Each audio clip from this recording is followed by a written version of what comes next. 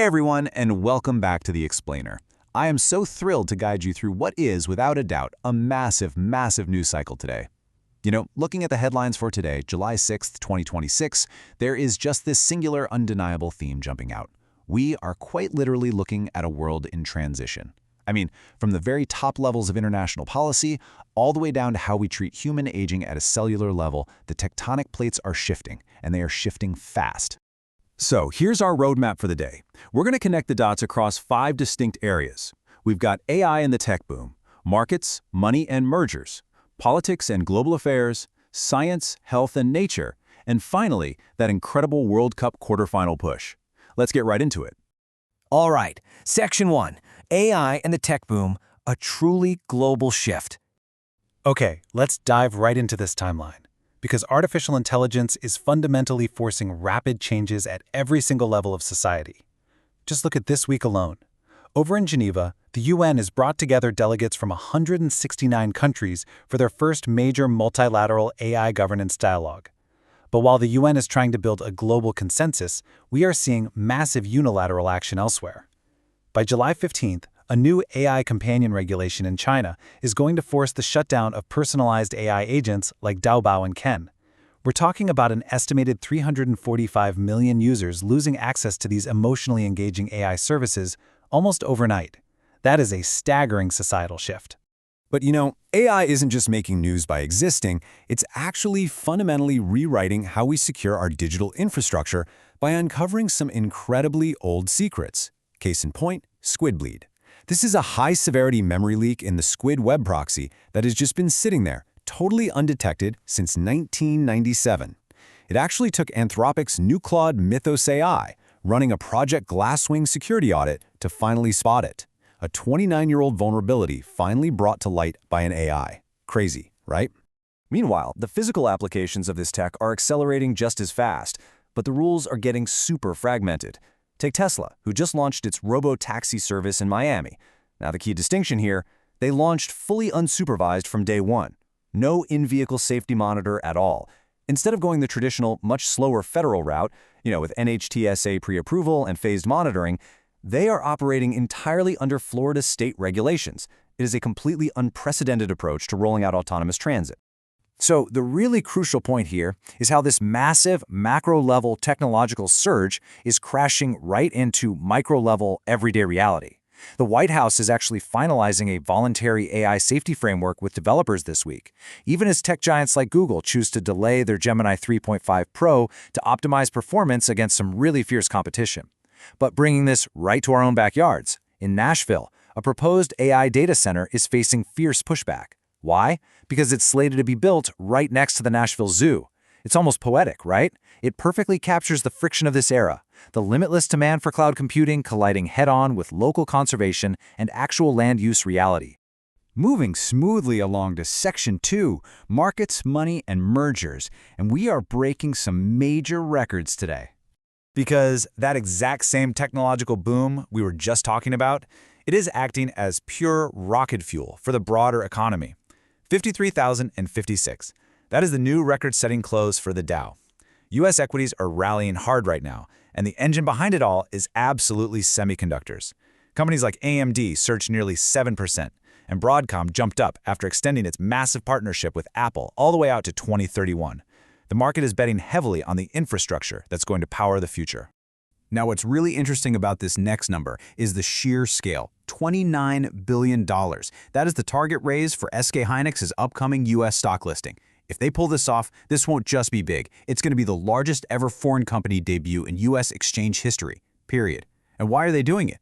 They need to raise the massive capital necessary to compete directly with Micron for the AI-driven memory chip market.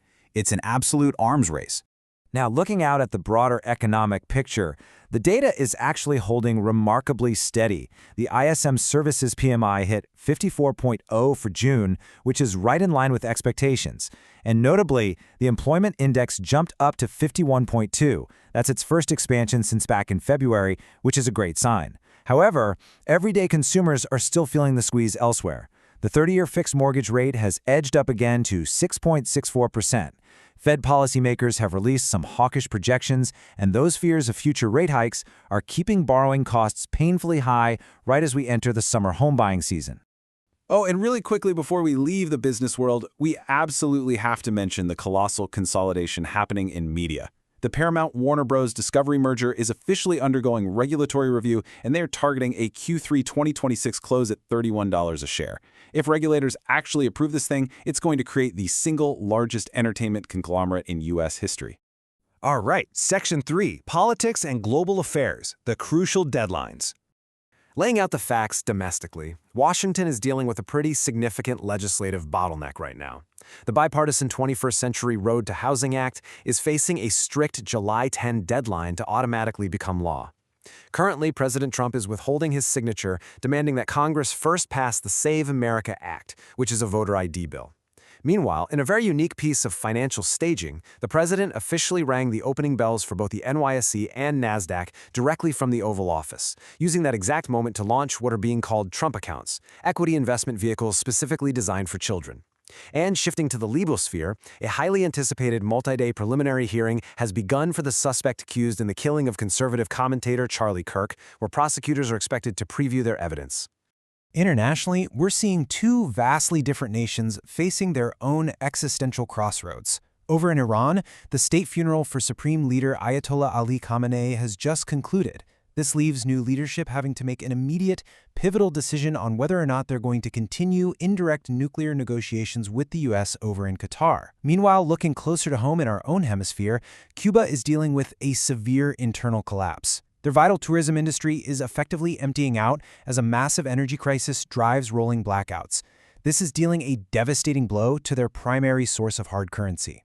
Which brings us to Section 4, Science, Health, and Nature, Breakthroughs and Extremes. So today, we are witnessing some monumental breakthroughs in our understanding of the human body, but it's all set against this backdrop of extreme environmental volatility on our home planet. Let's start with a health breakthrough that could affect millions. For decades, the standard LDL test has been the absolute norm for cholesterol testing, right? Well, a new major study suggests we might have actually been relying on the wrong metric all this time. The ApoB blood test measures harmful cholesterol particles directly, and it is proving to be a significantly better predictor of heart attack risk. Widespread adoption of this test could quite literally save countless lives by just identifying patients who need intensive treatment much earlier. And human physiology just continues to surprise us, doesn't it? Researchers have discovered that exercise actually silences a specific gene called DAF1. It acts as this sort of molecular brake on muscle aging, which allows older cells to repair themselves. It's a massive step toward targeted therapies for age-related muscle loss. But balancing out that incredible news is a highly concerning study that just came out showing 45 common chemicals present in the bloodstreams of pregnant women. These exposures, which currently have no regulatory limits, are being actively linked to preterm birth and low birth weight. It's a really stark duality of health news today. And this brilliantly illustrates how far our scientific reach has gotten. While we're looking inward at our own physiology, our reach beyond the planet is expanding in ways we never thought possible. Astronomers have witnessed a true cosmological first. So, a magnetar is an incredibly magnetic neutron star, right? By tracking this strange chirping signal all the way to a distant supernova, scientists have for the very first time actually witnessed a magnetar being born. It confirms that they are the engines behind the universe's absolute brightest stellar explosions. Absolutely fascinating. But bringing our focus rapidly back down to Earth, our environment is dealing with some intense volatility today. We're tracking extreme weather across multiple fronts. Super Typhoon Bavi has brought intense winds and severe flooding to the northern Mariana Islands. Here in the States, over 70 million holiday travelers are dealing with massive disruptions from severe Midwest and Mid-Atlantic storms. In southern Colorado, the Aspen Acres wildfire is expanding aggressively thanks to high winds and dry conditions.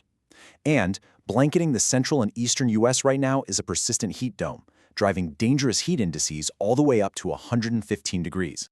Let's inject some energy into Section 5, the World Cup quarterfinals, and man, some weekend shockers. The sports world was completely upside down this weekend.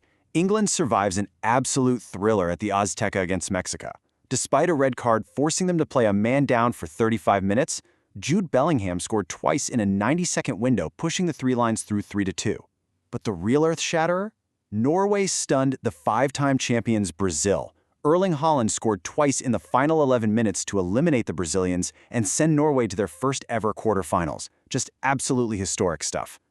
Which sets up a wild schedule ahead. Spain and Portugal are currently battling it out in the Iberian Derby, scoreless at the half. But tonight, all eyes are on Seattle.